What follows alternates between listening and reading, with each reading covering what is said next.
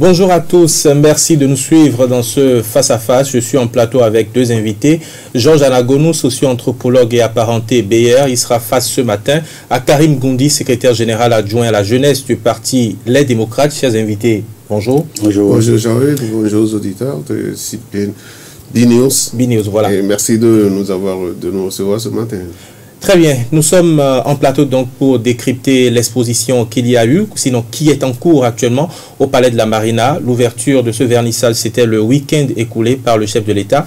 Nous parlerons de la présence des invités qui étaient sur place. Nous parlerons également des différentes réactions qu'il y a eu, notamment celle de Komi Kouché. Je vais commencer par vous, Karim Goundi. Je l'ai rappelé tout à l'heure, vous êtes secrétaire général adjoint à la jeunesse du parti Les Démocrates. Ce qu'on a remarqué ce week-end, c'est l'absence des partis d'opposition, par exemple, au Palais de la Marina. Pourquoi vous n'étiez pas, pourquoi les démocrates n'étaient pas à ce vernissage? Alors, merci beaucoup. Je tiens déjà à vous remercier vos téléspectateurs qui prennent toujours le rendez-vous de vous écouter. Et merci pour ce que vous faites pour cette nation-là. Effectivement, il y a eu cette séance de vernissage qui est en cours, d'ailleurs, comme vous l'avez su bien l'annoncer. Il y a le président Dieudonné Soglo qui était au rendez-vous. Il y a aussi l'ancien Premier ministre Léonel Zinsou qui était au rendez-vous, ce qui est très bien. Nous, les démocrates, ont toujours voulu avoir cette union des fils et filles autour de l'essentiel. Vous n'êtes pas sans savoir que quand les œuvres d'art ont été restituées par la France, notre président d'honneur, le président Bournaye, a réagi. Il était très content, a réagi. Le parti Les Démocrates, on a nos responsables qui ont réagi, qui étaient très contents. Et on a communiqué autour, on a remercié le gouvernement par rapport à cette poursuite de la négociation. Puis ça a commencé déjà au temps du président Yahi, et ça a continué au niveau du président Talon, et jusqu'à l'aboutissement et au retour de ces œuvres d'art qui ont été, bon, vous allez m'excuser, été volées par le colon. Lorsque les gens s'associent pour voler vos œuvres, il faut vous unir pour les récupérer. Donc moi je pense que c'est très bien que ce vernissage ait lieu et que surtout les fils et filles de ce pays semblent s'unir autour de cette initiative. Alors, par rapport au Parti des Démocrates, bon, on n'a pas eu l'invitation. Mais votre président d'honneur a été invité. Le président Bournaye a été invité. Ah non, je ne suis pas informé qu'il a été invité. Je ne suis pas informé. Mais je sais que c'est quelqu'un, la République le tient à cœur. Si réellement toutes les conditions étaient remplies, il serait peut-être allé à ce. Il peut peut-être être invité et passer son emploi de temps ne lui permet pas d'aller.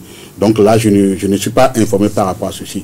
Bon, c'est pour vous dire que l'essentiel n'est pas forcément que les démocrates soient présents. L'essentiel, c'est que la République fasse le retour et surtout l'exposition de ces œuvres-là de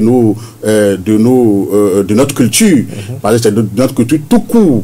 Parce que le Bénin est un et indivisible. Lorsque il y a ces genres d'initiatives, il faut que les fils et filles comprennent et soient à la hauteur de nos différents pour... Donc aujourd'hui, vous pensez au niveau des démocrates que effectivement la culture peut permettre de fédérer toutes les énergies au sein de la République?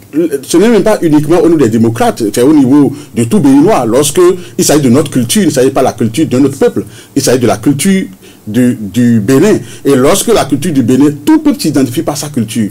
Et lorsque c'est la culture qui est en jeu, il faut s'unir. Il faut s'unir. Et les démocrates ont toujours demandé l'union. Les démocrates ont toujours demandé le dialogue.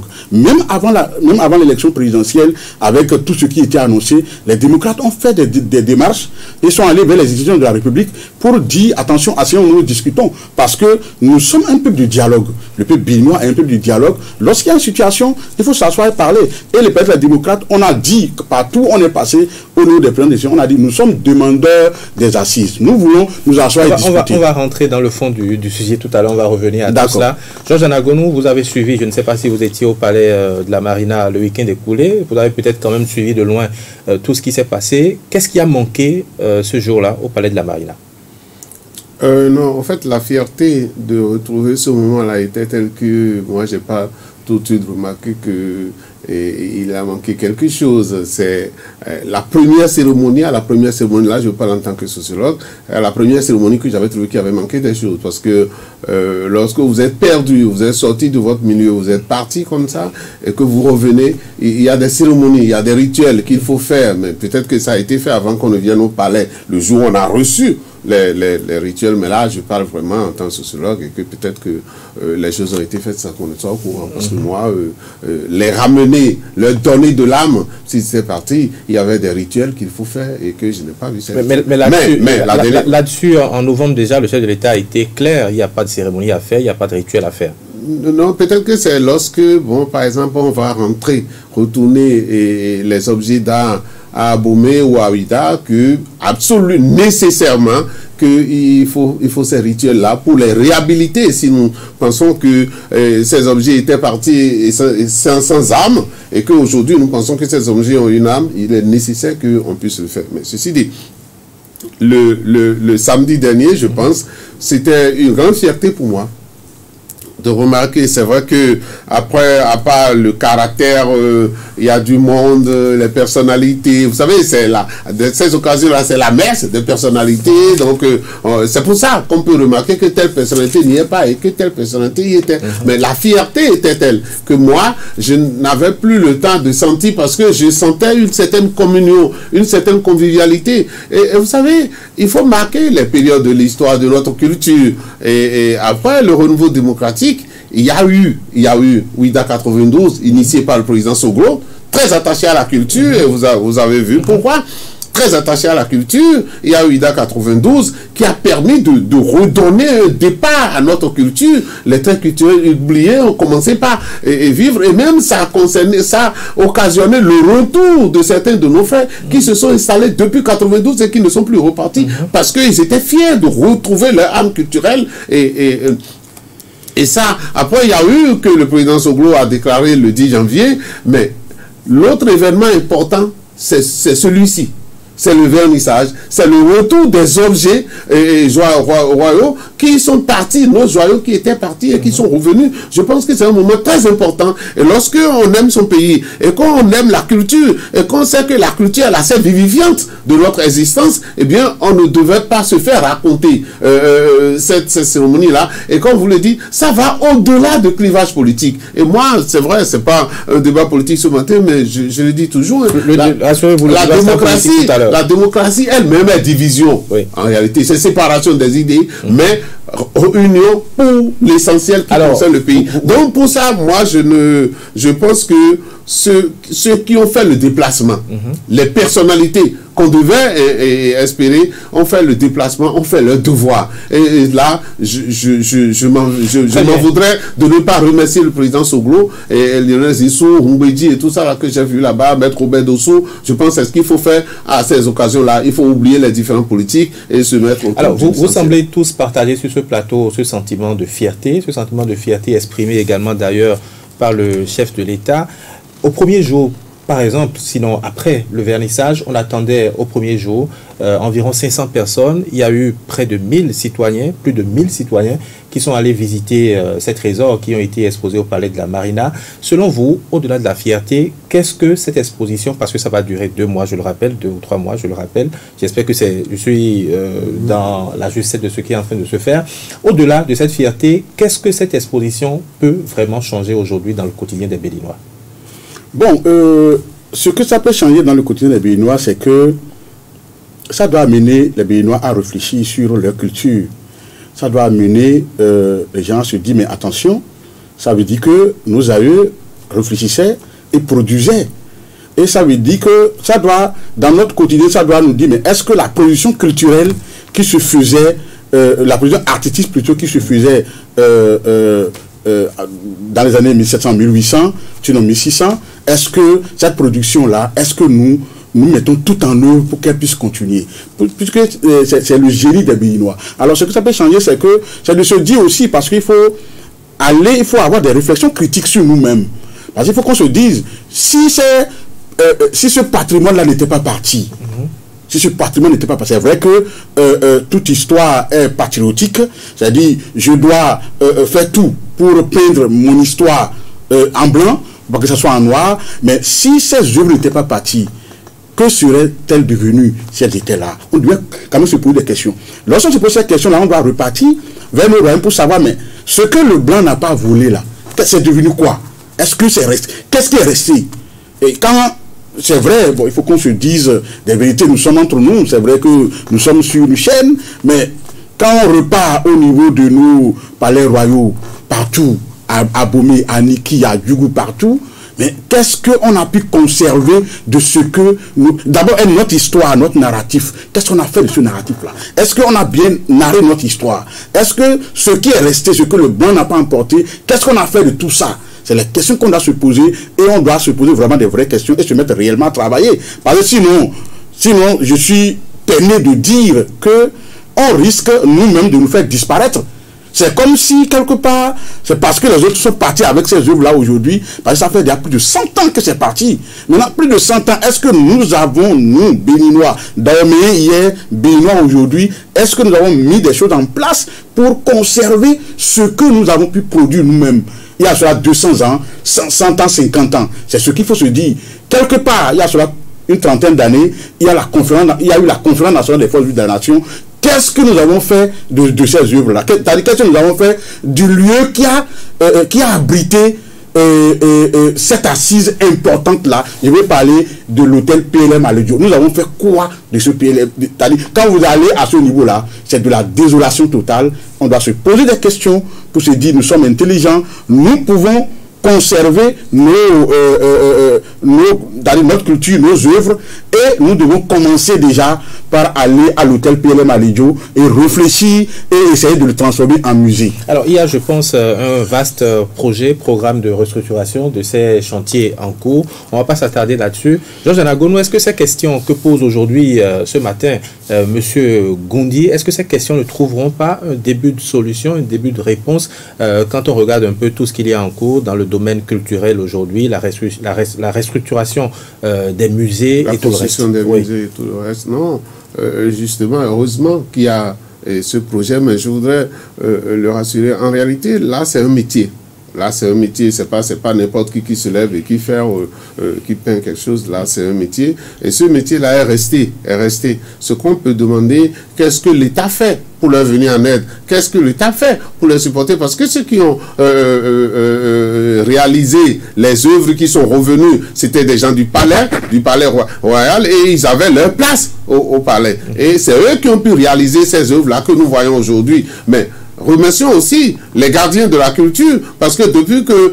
Qu'est-ce qui s'est passé dans notre histoire? Vous voyez, il y a 100 et qu'il manquait 10 ou 80 dedans. Ça fait que quand on compte l'histoire dans les musées, ça se coupe. Lorsqu'on arrive au niveau de ces œuvres-là qui devaient avoir leur place, aujourd'hui, on les a ramenées pour que l'histoire n'est pas complète, parce qu'il reste encore des centaines d'œuvres qui ne sont pas revenues et qui doivent revenir. Des milliers. Donc, même. Des milliers, d'accord, qui doivent revenir.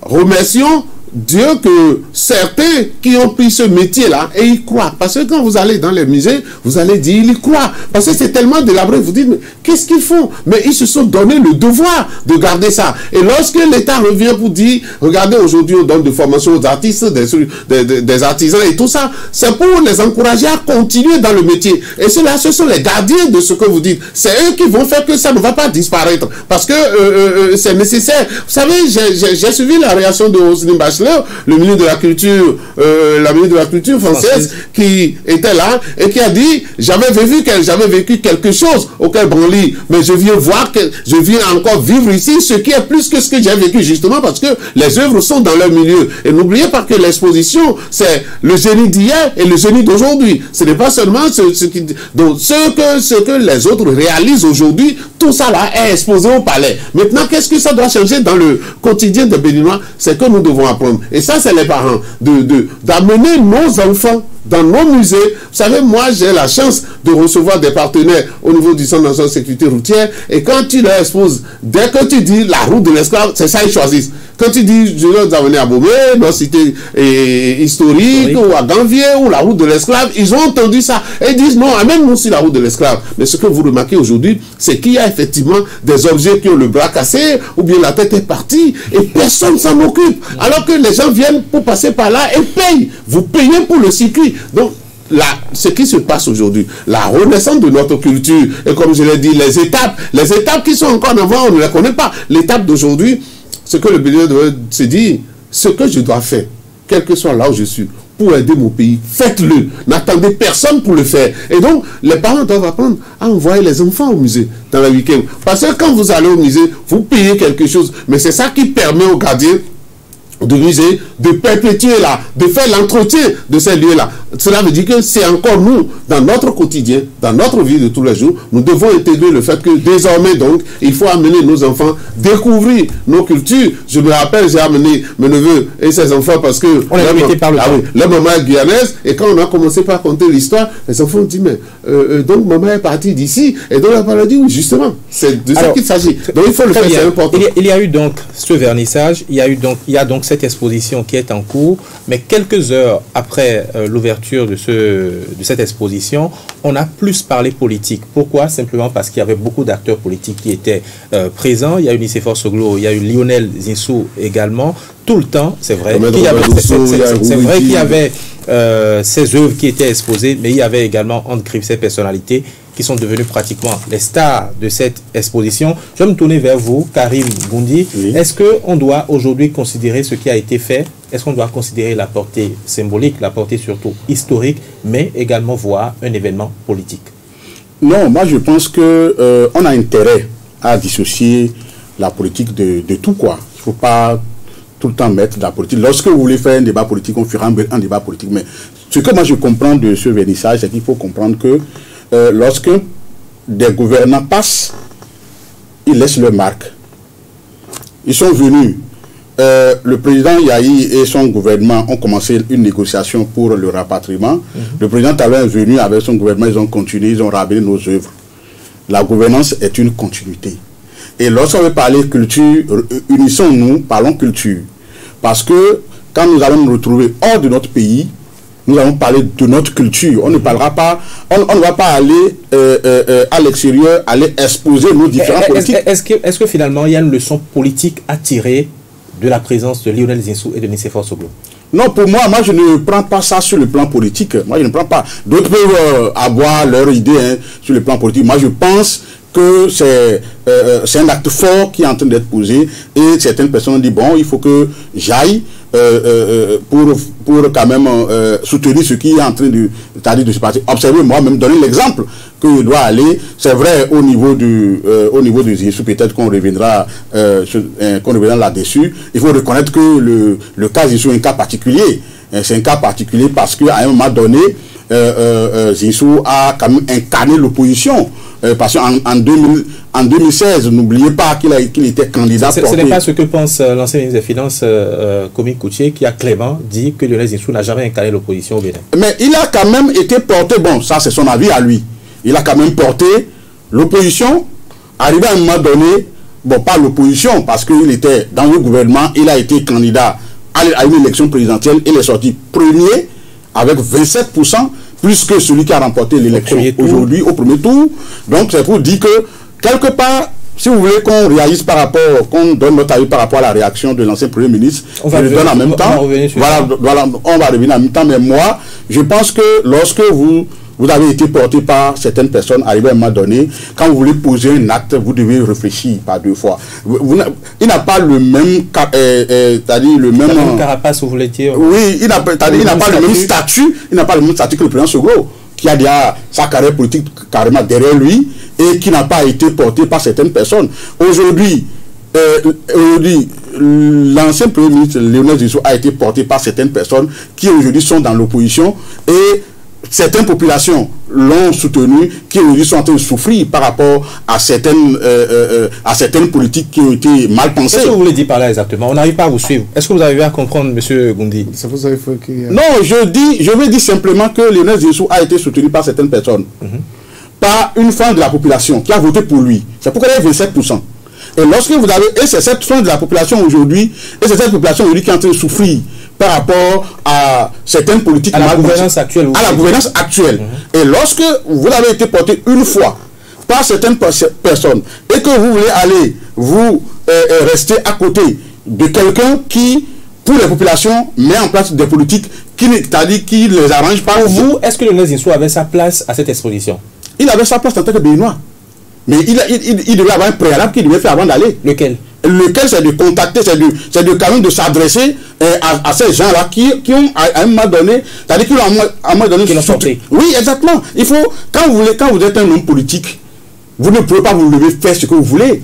Là, c'est comme si c'est levé, bon, comme si lui pense que bon, il est un simple banquier, un truc qui se lève, il va, non, il ne peut pas aller. Parce que aujourd'hui, là où je suis, j'ai avec moi des prix des entreprises qui ont augmenté sérieusement et les gens sont en train de souffrir. Mais c'est celui que nous pensons que lui pourrait nous porter. Il pourrait faire quelque chose. Nous sommes en train de souffrir aujourd'hui, il ne nous dit rien et se lève, il va comme ça. Est-ce que la présence de Lionel Zinsou au palais de la Marina le samedi dernier devait véritablement surprendre quand on sait que il y a quelques mois, il avait quand même adopté une posture qui le rapprochait un peu plus du pouvoir actuel, de la gouvernance actuelle, parce qu'à plusieurs reprises, il a d'ailleurs félicité la plupart des réformes qui étaient en cours au Bénin. Oui, nous sommes béninois et à chaque fois que Lionel Zinsou est sorti, c'est vrai que ceux qui l'ont supporté dans le temps ont été souvent choqués. Parce que par rapport à la réalité politique béninoise, on n'est pas habitué à voir des gens qui se sont opposés à se retrouver comme ça. Avant le palais de la Marina, mais il y a quelque chose qui a déjà choqué, c'est que Lionel Zinsou est venu dans le même avion que le président Talon, et alors que le président, là, c'est pas un vol commercial, c'est un vol présidentiel, donc un vol privé, et par quelle alchimie il s'est retrouvé à bord de ce vol-là, et venu avec le président Talon, ça permettait de dire qu'il y a eu, et ce n'est pas mauvais, qu'il y a eu des négociations auparavant. Mais ce que je voudrais faire remarquer par rapport à ce que dit mon vis-à-vis, je voudrais dire, bon, mais si le président Lionel, le Premier ministre n'a pas été élu, c'est pour cause. C'est pour cause. Parce que la réalité politique béninoise, il n'était pas là-dedans. Nous étions surpris d'entendre le nommer un jour Premier ministre. Et on s'est dit, mais qu'est-ce qui s'est passé? De la même manière, il n'était pas prêt pour être président de la Béninois. S'il voulait être prêt, je pense qu'il ne sera plus candidat, parce que s'il tenait à être candidat, c'est qu'il serait resté au Bénin pour maintenant vivre la réalité de la politique béninoise. Il ne l'a pas fait. Et heureusement d'ailleurs, parce que lui, il est resté le technicien qu'il est. Et c'est ça qui a fait qu'à chaque fois qu'il est sorti, ce qu'il a fait des sorties, eh bien, on a trouvé que c'est l'opposant qui parle comme ça. Mais non, c'est le technicien qui le connaît. Non seulement il est resté le technicien, je vais me tourner vers M. Goundi. Vous êtes sûr qu'il ne va pas parler plus que moi? Non, il ne parlera pas plus que vous. Lionel Zinsou a affirmé lors de ce vernissage que l'événement qui se déroulait devait être mis au-delà de toute querelle politique. Pour vous, est-ce que ce n'était pas une explication qui rassurait quand même quand vous évoquiez tantôt qu'il fallait qu'il fasse ses préalables, qu'il fallait qu'il s'adresse aux populations d'abord? Est-ce que Lionel Zinsou se considère en tant qu'acteur politique encore aujourd'hui? Alors, je reviens sur ce que qu'a dit M. Anagonou, qui a su très bien dit que Lionel Zinsou, en temps normal, nous ne sommes pas habitués de voir des politiciens portés par des gens et qui se lèvent et qui vont voir leur adversaire d'hier comme si rien n'était. Nous ne sommes pas habitués à ça. Et Lionel Zinsou a posé un acte qui m'a fait un peu sourire, parce que il a réagi, paraît-il, sur sa page pour répondre aux critiques. Mais avant de réagir pour répondre aux critiques, il fallait poster un message pour dire voilà l'acte que je vais poser. Je vais poser tel acte, je vais aller, je vais faire au nom de la réconciliation, au nom de comprenez, ainsi de suite. Il ne l'a pas fait. Il a attendu qu'on critique et il vient dire non, bon voilà, mettons, tout le monde, M. Jean-Eudes, veut la réconciliation.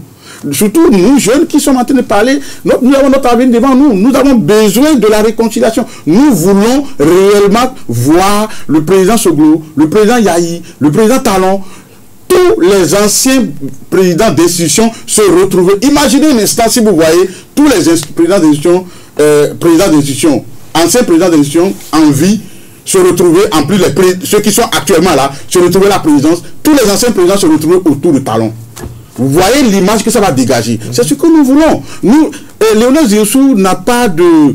Sur ce plan-là, il n'a pas de leçon à donner aux politiciens béninois, surtout de l'opposition. Pourquoi? Parce que nous ne sommes pas habitués à ça. Même en France, lorsque vous êtes de l'opposition et que vous voulez poser un acte, tout au moins vous envoyez un message pour dire à ceux qui vous suivent, voilà ce que je vais faire. Avant de revenir à M. Anagonou, je vais vous poser cette question. Vous allez très rapidement répondre en 1 minute. Avant qu'on passe la parole à M.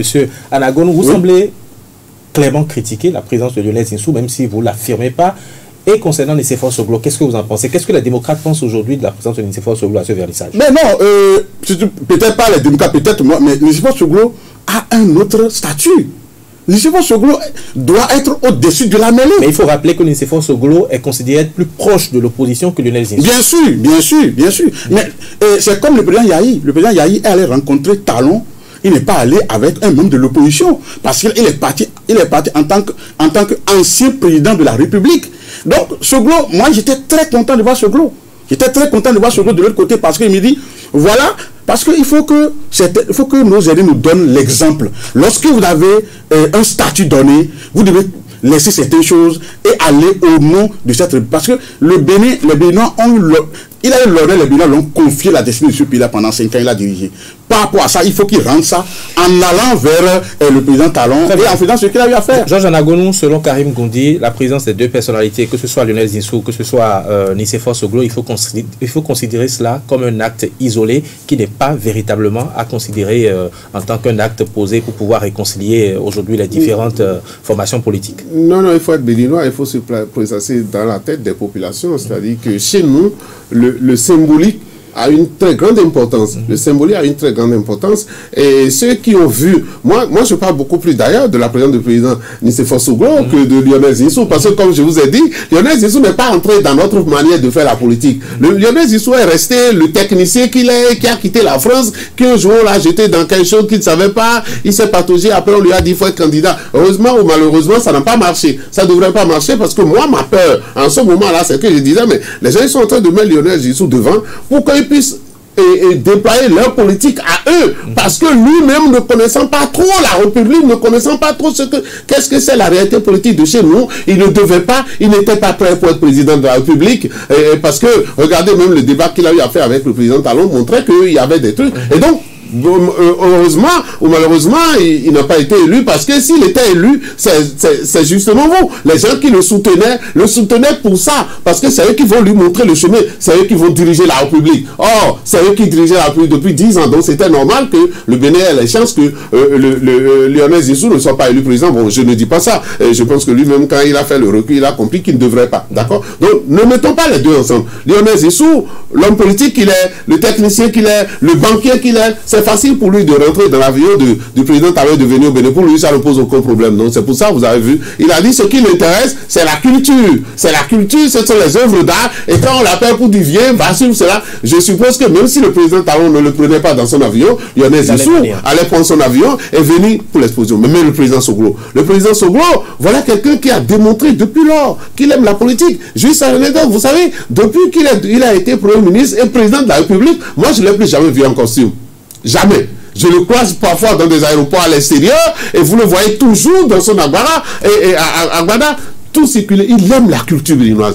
Si vous voulez avoir le président Soglo quelque part, mettez-y de la politique. Et vous allez voir, et c'est ça qu'il a fait. Quels que soient les différents qui pouvaient l'opposer, ce qu'on pouvait imaginer, son fils à l'extérieur, la mort de son épouse et tout ça, à la culture. Et comme il aime le dire, la culture d'Abomey, vous mettez ça quelque part. Le président Soglo, il a oublié tout. Mais pour le symbolique, c'est que pour la population, mais c'est bien que malgré leurs oppositions, ils puissent être ensemble. Le président Soglo s'est mis réellement dans la peau de sage quand il est parti à ce vernissage-là. Vraiment, ça devait faire plaisir pour les gens, mais ne mettez pas, peut-être que vous allez nous parler de la relation de Kouché, tout ça par rapport à Lionel Zinsou, et je viendrai pour... J'essaierai de clarifier pour dire Zinsou, ce n'est pas Kouché. Il nous reste environ 5 minutes. Cette image... Je croyais 10. Il nous reste 5 minutes. Cette image qu'on a vue du président Soglo, de l'ancien ministre Lionel Zinsou, vous avez évoqué tout à l'heure la posture aujourd'hui de Liali Soglo, qui est le fils de l'ancien président, qui est à l'extérieur. Cette image a permis aujourd'hui ou a contribué à ramener au goût du jour le débat concernant les exilés politiques et certains compatriotes qui sont poursuivis par la justice et qui sont à l'extérieur. On a entendu également M. Goundi les déclarations du président Patrice Talon concernant la posture aujourd'hui de Liali Soglo, qui a été très claire. J'espère que vous avez suivi ce que le président Talon a avancé. Qu'est-ce qu'on doit aujourd'hui espérer pour ceux qui sont à l'extérieur, les exilés, je ne vais pas les appeler les exilés politiques, ceux qui sont poursuivis par la justice, qu'on appelle de l'autre côté également exilés politiques? Qu'est-ce qu'on doit espérer après cette image qu'on a vue? Ma conception de la chose politique, c'est que lorsque, sur les plans juridiques, il y a eu blocage, tout est possible sur le plan politique en Afrique. Toute négociation est possible. Et ce qui doit faciliter cela, Si vous avez vu le président Soglo, vous avez vu le président Talon, à ce événement, comment il s'est comporté comme le fils du président, président Soglo, parce qu'il est allé le chercher, il s'est mis devant lui, il aurait voulu lui-même lui présenter les œuvres à la place des gens. Donc il était fier de le voir. Et vous ne pensez pas que ça ramollit les mœurs. Donc si le président Soglo va devenir si proche de son fils que le président Talon, et que chaque fois il pourrait dire à mon fils, viens me voir, et parce qu'oublions le passé et pouvons construire le pays avec ça. Ça peut dégéler, ça peut venir. Ça peut dégéler, mais on doit considérer ce que vous dites comme une vérité, mais en même temps, quand on écoute les déclarations du président Talon quelques minutes après, où il dit qu'il y a les Soglo qui n'avaient pas d'adversité, mais qu'il y a des personnes aujourd'hui, tout comme lui, qui sont dans des conditions... Vous lui reposez des questions il y a peut-être un an sans issue, peut-être qu'il aurait dit la même chose. D'accord? Donc je pense que les lignes bougent, y compris au contact du président Talon. Le président Talon, c'est lui qui a dit, qui a compris avec le président Yahi qu'il faut une décrispation. Et regardez pour son dossier, il dit les élections sont derrière nous. Nous devons maintenant nous mettre ensemble. Pour vous, quelque chose est possible aujourd'hui? Moi, je pense que pour vous, quelque chose, pour moi du moins, il y a possibilité que les lignes changent, les lignes bougent. Si cette fraternité que nous avons vue, ce rapprochement que nous avons vu entre le président Talon et le président Soglo que j'ai vu, je pense qu'on peut toujours espérer que les lignes bougent. Pourquoi derrière la ligne ne peut pas bouger? Le Bénin nous appartient à nous tous. Nous devons rester ensemble pour le construire. Est-ce que selon vous, les lignes peuvent bouger quand le président Talon dit quand même à ce vernissage que Liali Soglo, qu'il n'y a pas d'adversité, qu'il n'a pas de problème personnel avec lui, mais qu'il a des problèmes avec la justice, tout comme d'autres maires qui sont aujourd'hui même en prison? Moi, je pense que les lignes doivent bouger, même si certains sont là, parce qu'il faut reconnaître... Au nom de quoi les lignes doivent bouger, selon vous? Au nom du Bénin, au nom de l'unité nationale, au nom du fait que, qu'on le veuille ou non, il arrive des moments où les Béninois, on se chamaille, on se tiraille, on fait tout, mais finalement, on se dit, mais il faut que les lignes bougent. Les lignes doivent bouger. Quand les gens le veulent, moi je suis tranquille, je suis jeune, je suis tranquille dans mon coin. Ce que moi j'ai observé dans l'histoire politique béninoise, ce que moi j'ai observé avec les images de la conférence nationale des forces vives de la nation, mais il y a des choses plus graves que ce qui s'est passé. Mais pourtant les gens sont assis au sein des anciens présidents pendant la conférence nationale des forces vives de la nation. Le président Kérékou était au pouvoir. Parmi les anciens présidents, il y a eu des gens qui ont tenté des coups d'État et qui ont été condamnés et qui se sont retrouvés pour parler. Moi, je suis tranquille dans mon combat, c'est que les lignes doivent bouger, que les gens se tranquillisent. Il y a des gens qui sont derrière les présidents, certaines personnes dont les intérêts, ils ne veulent pas que les lignes bougent pour que les intérêts soient là, ainsi de suite. Pourquoi est-ce que ce discours que vous tenez, vous ne tenez pas ce discours pour les proches du président qui sont aujourd'hui en prison, par exemple, pour les gens qu'on a arrêtés à l'aéroport, pour des DG qui sont en prison, pour des actes de corruption également, alors que c'est les mêmes faits qui sont reprochés au-delà de la considération politique, c'est les mêmes faits qui sont reprochés à ceux qui sont à l'extérieur aujourd'hui. Non, mais comment on appelle, nous encourageons, nous à notre niveau, tout ce qui est lutte contre la corruption, nous encourageons et que nous disons il faut condamner des gens, lorsque les gens manipulent mal sur les ressources de la République, il faut les condamner. Donc on doit exiger des comptes à ceux qui sont à l'extérieur. Bien sûr, mais si les gens ont des problèmes de justice à régler, qu'ils viennent régler. Mais qu'on se dise, il faut pas qu'on tire trop pour casser l'unité nationale, c'est tout. Maintenant, il faut quand même que les gens viennent rendre compte. Nous sommes d'accord avec ça, il n'y a pas de souci. Très bien, il faut que les gens viennent rendre compte. Pour le moment, Komi Koutié n'a pas encore rendu compte, il est toujours à l'extérieur. Vous avez suivi sa réaction sur tout ce qui a été fait très rapidement, et puis on va finir cette émission. Non, moi, je pense que, vous savez, les conditions dans lesquelles sont déroulés les procès contre Komi Koutié sont à son avantage en réalité. Parce que tout le monde savait, tel que les choses se passaient, qu'un jour, c'est sûr que Komi Koutié aura à rendre compte.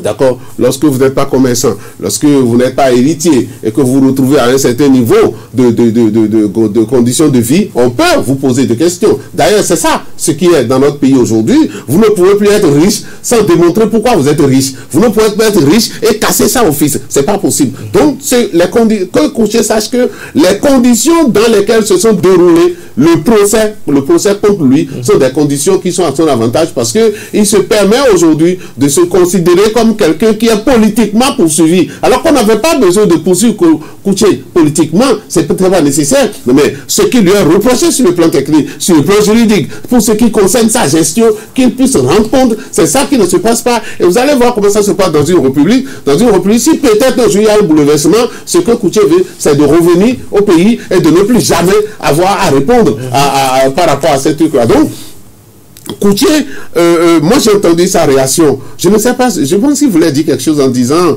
un objet volant non identifié. Non identifiable. Alors les gens ont sorti des images déjà pour montrer quand il montrait le chemin, quand il faisait campagne avec Zissou. Et s'il savait que Zissou était un objet non identifiant, quand il faisait campagne avec lui, pour que Zissou puisse devenir président. Non, il a raté quelque chose dans cette sortie-là. C'est que, comme nous le disons ici, la culture nous rassemble. La culture doit nous rassembler. Et il devait être fier par rapport à ce qui s'est passé. Ne pas se montrer fier et continuer de dire comme si de rien n'était. Je suis d'accord que l'opposant puisse avoir le langage de l'opposant, chercher à critiquer. Mais il s'est passé quelque chose qui est au-dessus de nous tous. Et qui a fait d'ailleurs que le président Talon dit, je suis dans l'émotion, je ne sais même, c'est pas le lieu de tenir de discours. Karim Gondi, secrétaire général adjoint à la jeunesse du Parti des démocrates, je vais finir avec vous justement sur la question. Oui, sur la question concernant la réaction de Komi Kouché. Bonne réaction maladroite, faux pas de Komi Kouché. Avant de répondre rapidement, je voudrais revenir. Je ne suis pas d'accord avec M. Anagoun qui dit que